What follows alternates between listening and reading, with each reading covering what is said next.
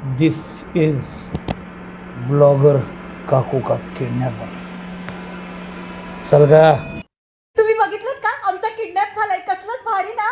अगं भारी काय, ही माझ्या शेजारी राहते, यांच्याकडून मी रोज फुकटची साखर मागून आणते. आज बिचारी माझ्याकडे साखर मागायला आली आणि किडनॅपच झाली. मला खूप भीती वाटते. पण अगं तू घाबरू नको ग, इथेच बसून राहा. चला गाईज, मी तुम्हाला आमचे किडनॅपर दादा दाखवते. हे बघा, हे आमचे किडनॅपर दादा. यांच्यामुळे मी पहिल्यांदा ओमनीत बसून आली. नमस्कार करा.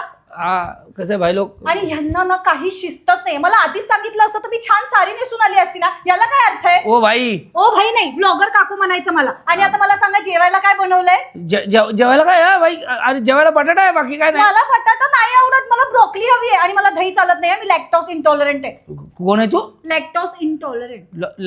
लाकू टाका. जा जाऊन काहीतरी बनवा. मला एक कळत नाहीये, किडनॅपिंग साठी तर सुपारी द्यायला लागत असेल ना. माझ्या नवऱ्याने दिली असेल का? पण त्यांच्याकडे तर साधी सुपारी घ्यायचे पण पैसे नाहीयेत. माझी सासू असेल. अरे भाई खरं बोलतोय तू. कशाला तुझ्या बायकोला उचलायला सांगितलंस? अरे भाई ती लॅक्टो बिक्टो काय काय डिमांडिंग करे बटाट्याची भाजी तुझ्या बायकोला कशाला उचलायला सांगितलं? माझा नवरा. भाई तुझी आतली बातमी फुटली. फुटली नाहीये, फुटणार आहे जवळच्या सिनेमागृहात 19 सप्टेंबरला पाहायला विसरू नका. आतली बातमी फुटली. काकू डेंजर आहे. ये लाईफ सगळ्यांनी एकत्र सिनेमा बघायला जाऊ.